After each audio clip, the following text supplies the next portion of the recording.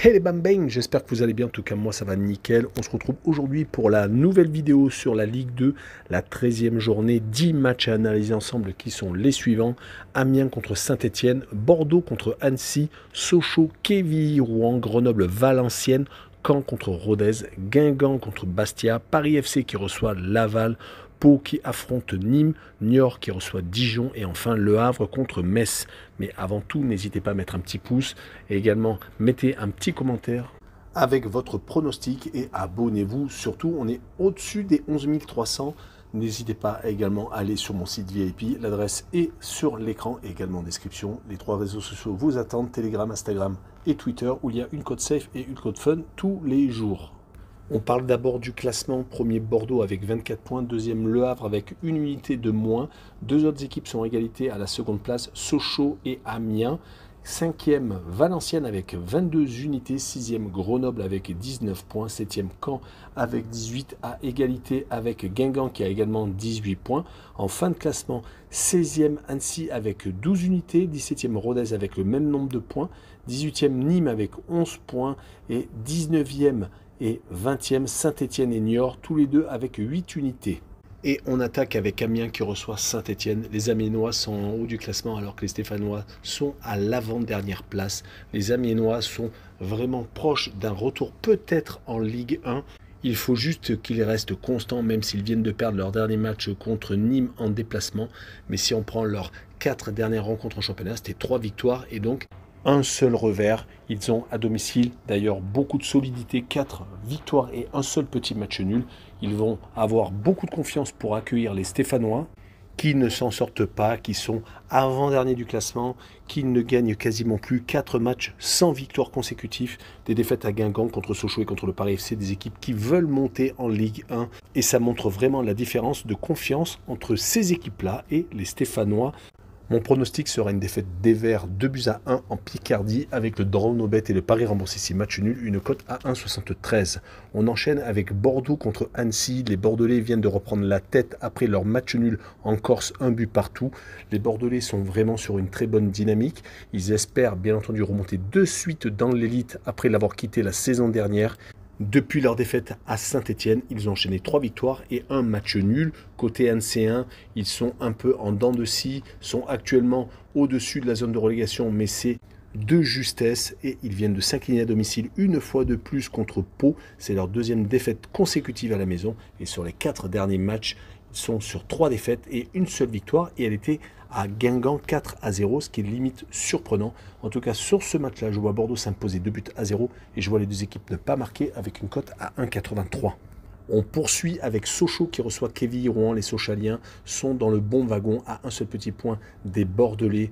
Ils vont essayer de continuer leur série victorieuse à domicile car à part d'entrée de jeu une défaite contre Amiens, ils ont enchaîné 4 victoires consécutives à la maison contre Niort, Laval, Nîmes et contre Saint-Etienne. Et leurs visiteurs du soir, Quevilly et Rouen, sont bien pour l'instant calés au milieu de tableau avec 14 points. Mais attention car ça peut très vite rechuter car c'est très resserré dans cette partie-là du classement. Ils sont pourtant sur 2 victoires et un match nul consécutif. Donc cela fait 3 matchs qu'ils n'ont pas perdu. Mais je les vois tout de même s'incliner 3-1 à Sochaux et je vois les Sochaliens marquer le plus de 1,5 buts sur le match, une cote à 1,94.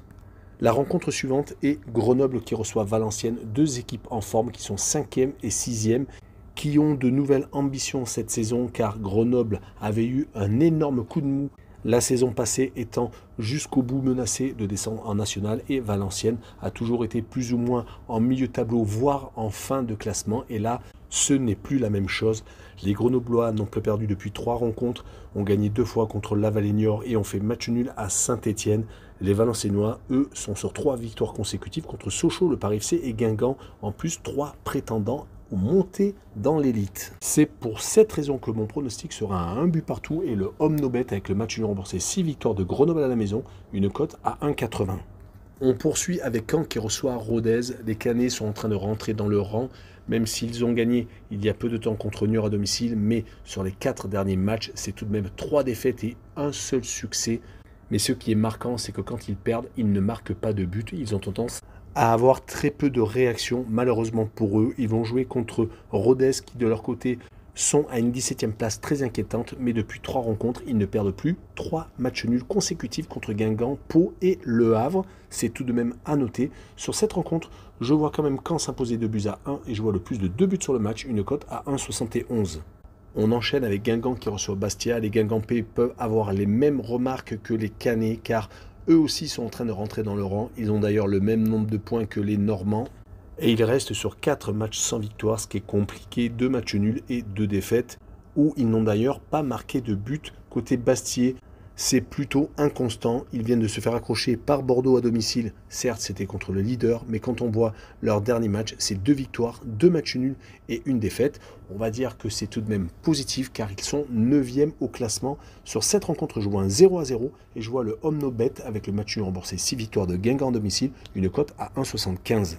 On continue avec le Paris FC qui reçoit Laval. Les Parisiens sont en milieu de classement, dans une position assez inconfortable, car ils perdent à domicile et ils gagnent à l'extérieur depuis 6 rencontres. Donc 3 défaites à domicile et 3 victoires hors de leur base. C'est assez incompréhensible. Ils vont jouer contre Laval qui a eu tendance à faire les mêmes choses, à perdre beaucoup de fois à domicile et à gagner pas mal de points hors de leur base. Donc sur cette rencontre, je vois un but partout et je vois les 2 équipes marquées avec une cote à 1,91. On poursuit avec Pau qui reçoit Nîmes. Les Palois sont un petit peu mieux malgré leur classement qui est assez moyen, 13e, car sur les 5 derniers matchs, c'est 3 victoires, 1 nul, 1 défaite. Ils ont donc redoré leur blason. Leur dernière victoire à Annecy est vraiment très importante, car ils peuvent peut-être accueillir avec le sourire les Nîmois qui ont enfin gagné une rencontre qui était en chute libre, qui sont maintenant 18e avec 11 petits points, car les 3 défaites consécutives contre Sochaux, le Paris FC et Quevilly-Rouen ont fait très mal, surtout qu'ils prenaient quand même pas mal de buts et en marquaient très peu. Sur cette rencontre, je vois Pau s'imposer 2-1 et je vois le draw no bet avec le pari remboursé 6 match nul, une cote à 1,55. Et on passe à l'avant-dernière rencontre, Niort qui reçoit Dijon, le dernier qui reçoit le 15e, donc une rencontre de fin de tableau. Les Niortais ne s'en sortent pas.